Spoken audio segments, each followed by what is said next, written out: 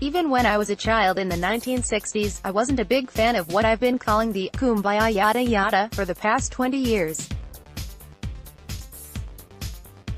You know, how we all have to learn to live together, as if all the wise men and women don't always teach and preach that, as if all the bullies who rise to power don't ignore that teaching and preaching for as long as they can get away with it.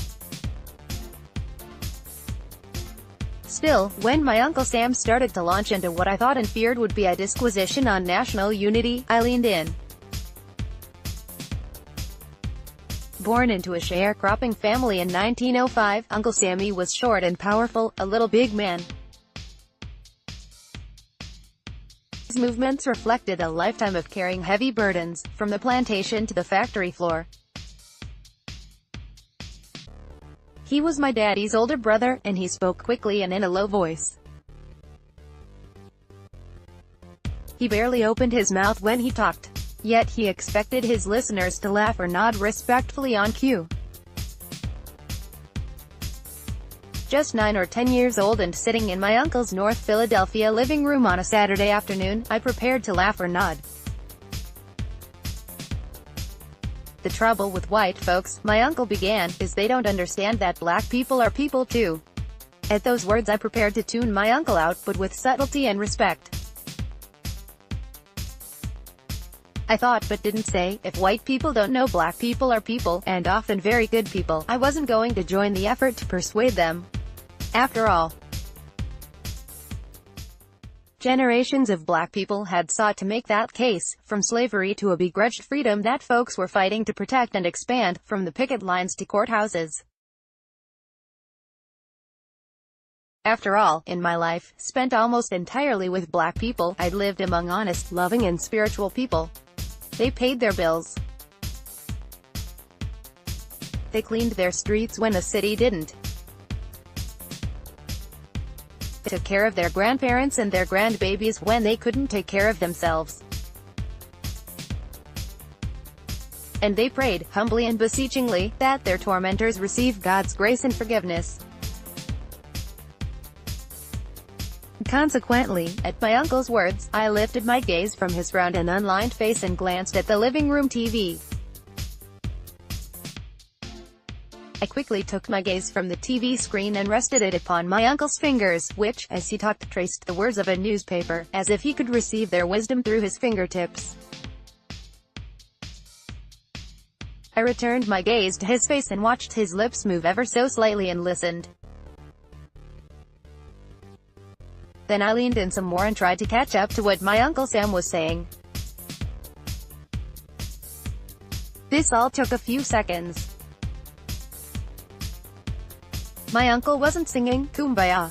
Instead, at a rapid pace, he was explaining that the fundamental denial of black humanity led America to embrace a cruelty that hit black people first and hardest, but ultimately affected and infected the entire society. Which is to say, the South that he, my father and their father fled between the two world wars was brutal for black people, tarred and feathered with the N-word. But it was no bed of magnolias for the people who were balled up and tossed aside as white trash, either. Which is to say, my uncle thought that at one time or the other, almost anybody could be subjected to being treated the way black people are routinely treated in America. Consequently, my uncle wanted white America to understand that the treatment of black people served as a cautionary tale and a warning for the rest of society. Which is to say, maintaining a society that's unjust for many of its people is a dirty job that soils, tarnishes and corrupts everyone. Which is to say, maintaining a society that's unjust for many of its people is a dirty job that soils, tarnishes and corrupts everyone. From time to time, I'm reminded of my uncle's mumbled wisdom, especially when somebody bemoans dishonesty or hypocrisy among high government officials or the absence of decency in the way someone is treated or talked about, especially by someone who is white.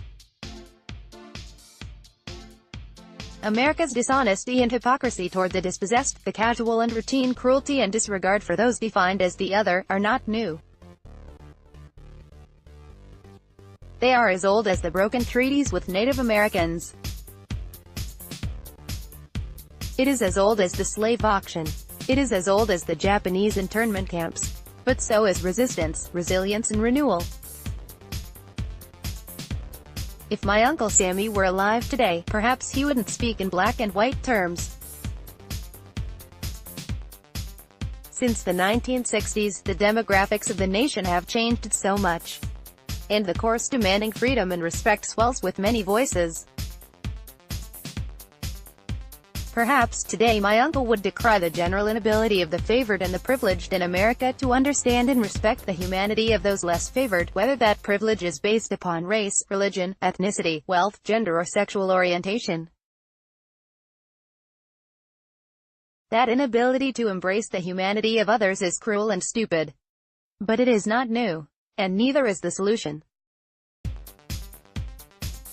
Unity is the only way to defeat the bullies and their minions. As the wise elders say, we have to learn to live together.